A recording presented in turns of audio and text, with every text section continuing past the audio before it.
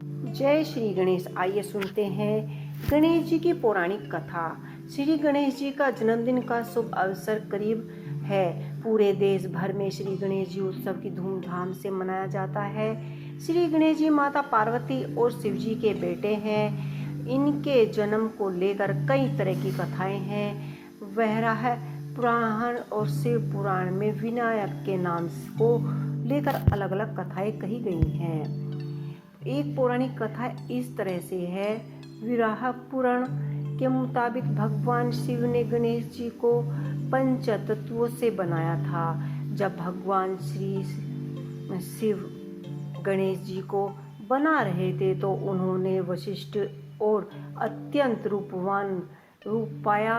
उसके बाद यह खबर देवताओं को मिली। देवताओं को जब गणेश जी के रूप और विशिष्टता के बारे में पता लगा तो वे उनसे डर सताने लगे कि कहीं ये सबके आकर्षण का केंद्र न बन जाए। इस डर को भगवान शिव को भी भाप गए थे, जिसके बाद उन्होंने उनके पेट को बड़ा कर दिया और मुख हाथी का लगा दिया। एक ऐसी ही पुरानी कथा और है। वहीं शिव पुराण में कथा इससे अलग है।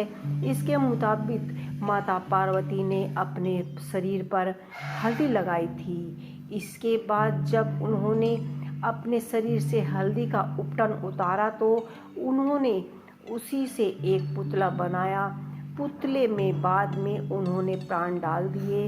इसी तरह से विनायक जी पैदा हुए। इसके बाद माता पार्वती गणेश जी को आशीर्वाद दिया कि तुम मेरे द्वार पर बैठ जाओ और मेरी रक्षा करो। किसी को भी अंदर मत आने देना।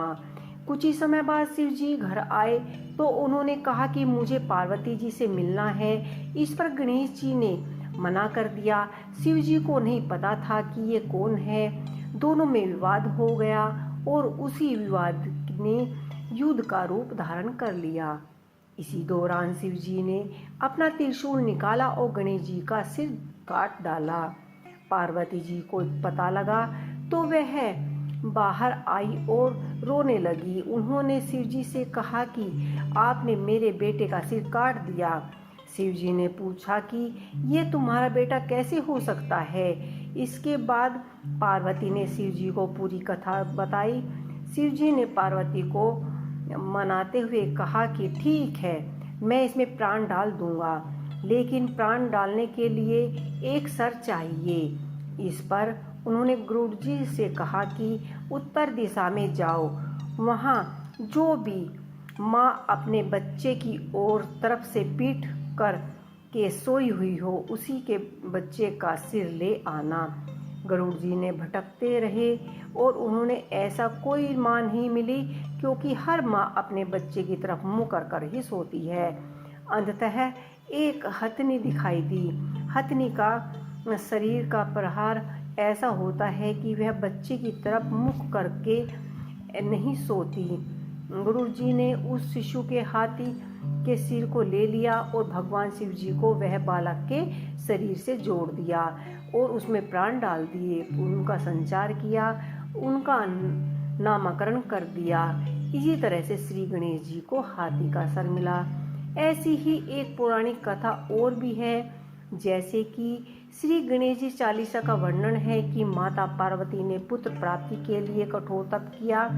इस तप से प्रसन्न होकर स्वामी श्री गणेश जी ब्राह्मण का रूप धारण करके पहुँचे और उन्होंने यह वर मांग दिया कि माँ, आपको बिना गर्भ धारण किए ही दिव्य और बुद्धिमान पुत्र की प्राप्ति होगी।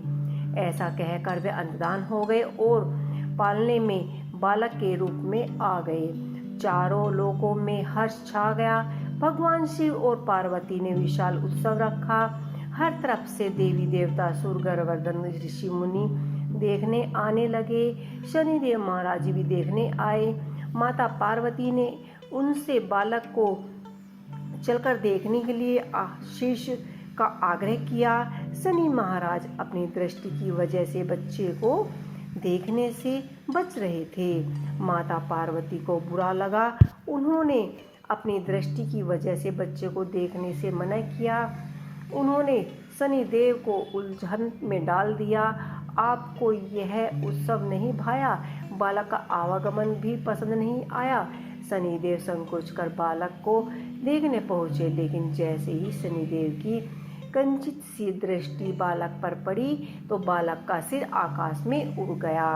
उत्सव का माहौल मातम में परिवर्तित हो गया। माता पार्वती विलाप हो गई और चारों तरफ हाहाकार मच गया। तब गरुड़ जी को चारों दिशाओं में उत्तम सिर लाने के लिए कहा गया। गरुड़ जी हथनी का सर लेकर आए और यह सर शंकर जी ने बालक के सर से जोड़कर प्राण डाल दिए। इसी तरह से गणेश जी का सर हाथी का हो गया।